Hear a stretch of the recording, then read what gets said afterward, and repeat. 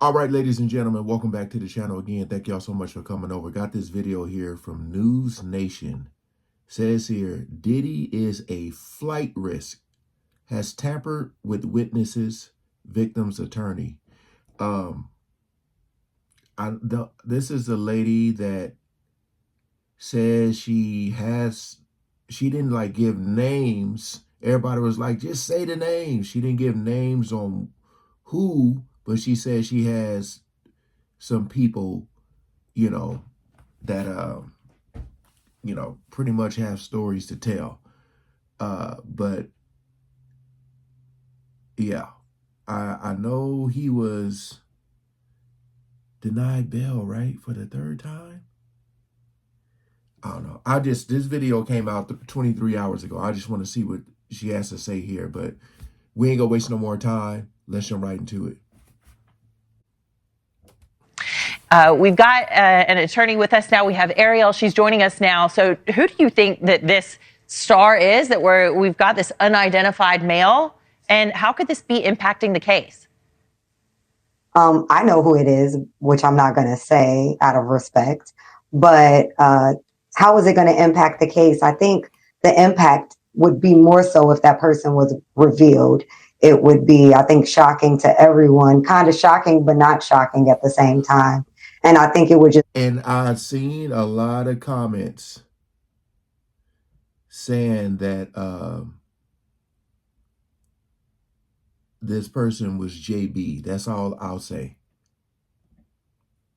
That's all I'm going to say. A lot of people, they said, if I had to guess, we think it's JB. I ain't gonna throw the name out there, but yeah, that's what they're saying. I mean, you can look at the comment. I guess I can say it. A lot of people saying they think it's Justin Bieber. All right. Yeah. I mean, I'm just repeating what everybody was saying. Goes to show about the pattern of Mr. Colmes' behavior against other people, like Mrs. Ventura and like the person that was in the video. So one of the reasons that Diddy's been denied bail is a threat of him tampering with witnesses. His lawyers dismissed that threat, saying prosecutors have failed to provide evidence of the suspected tampering. How real is this threat, and could it impact the jury selection process and therefore delay the trial?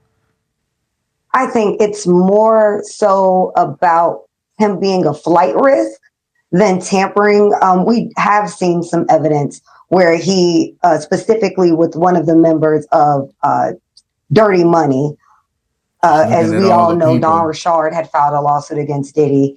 And then the other member of that Dirty Money group came out and essentially undermined her claim and said, oh, well, I didn't see anything. I don't know anything about this. And then we later found out that Diddy called her 54 times in a row. Oh. So I think that those situations lend to maybe some issues with tampering. And I do feel like there are victims who are scared to come forward, including my client. She was very nervous about if he was going to get bail this week. And once I told her, and then come after people, including her and some of the other individuals. Yeah. And she was very relieved when he did not receive bail. So I think the issue is a combination of things, not only tampering, but more so of a flight risk. Yeah, we've seen. Yeah, people got to really understand, like, if she say who this person is, oh, my back is still messed up. When I sneeze, it hurts so bad.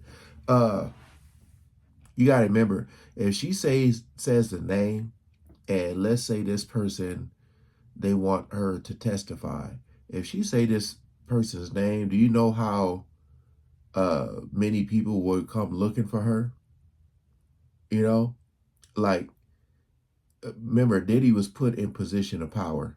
So if it's anybody that can mess up something where they can be releasing names, if they have a lot of info, you know how easy it is to get to these people? I mean, you see it in movies, man. You see it in movies. You know how people have to be put in witness protection program and all that stuff. So I understand, because people were saying that just say the name. And like I said, a lot of people were saying, like, the guy that they're talking about that she said everybody would know, and it probably wouldn't be that shocking, was Justin Bieber. You can go on the comments on any video, and you'll see his name pop up.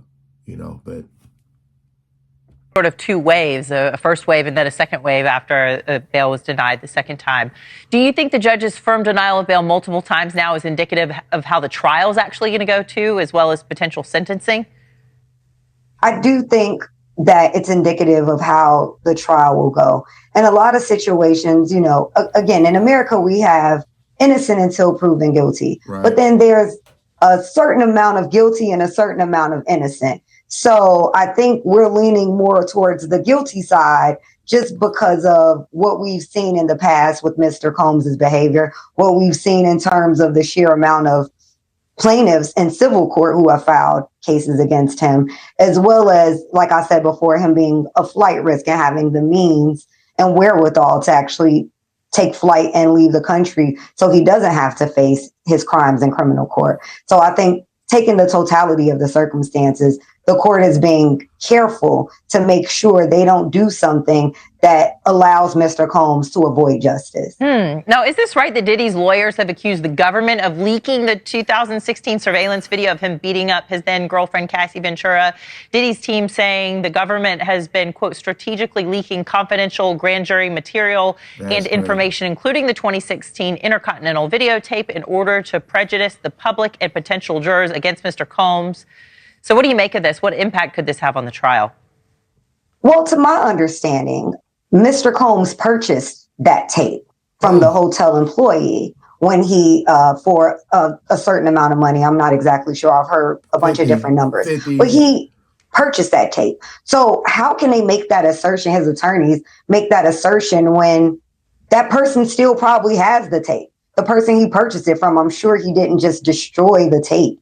That doesn't make any sense. I'm sure he retained a copy. So to point the finger at the government, I think, is wildly convenient. It reminds me of them talking. They were saying that, during the rage, they probably got that tape, and then they were saying they probably leaked it like that. But whoever sold that tape to Diddy, I wonder how they feeling right now. Like, it's like, okay. It's like, thank you for whoever released the tape, but the fact that someone actually had it and they knew what happened long time ago, that's still so crazy, man. About Costco selling baby oil, when anybody with a Costco membership, including me, knows they do not sell anything. And anybody in Miami knows there isn't even a Costco in the city of Miami. So I think they're just throwing stuff at the wall and hoping that it sticks, because they know that their client is guilty and they're just trying to do the best that they can with a guilty client. All right, Ariel Mitchell, thank you so much for your time and your insight. Please come back and spend another weekend with us as this story develops. Thank you. Thank you. Thanks for watching. So you got, like, I guess, when a lawyer is speaking, you really have to read in between the lines, because they'll say a whole lot, but without saying nothing at all. You know what I mean? Because you have to wait till everything play out before you go like right into saying things. Because I know a lot of people be like, man, she didn't even say nothing. But I feel like we all know, man, everybody knows, like when Cat Williams opened up that box, it was shocking.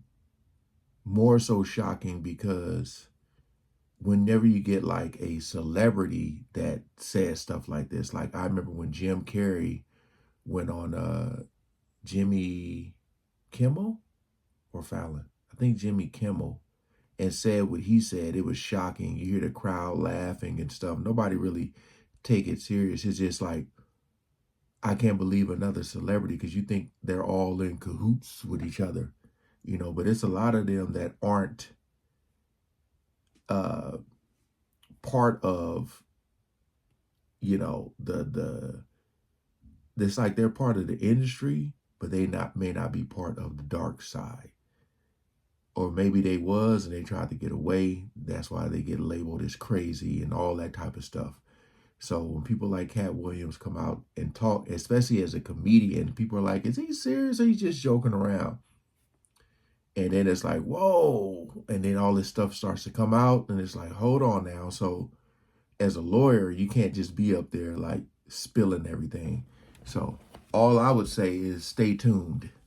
But like I said, this video came out 23 hours ago. So, you know, Diddy being a flight risk, they were saying before, like he got on that plane and he came back.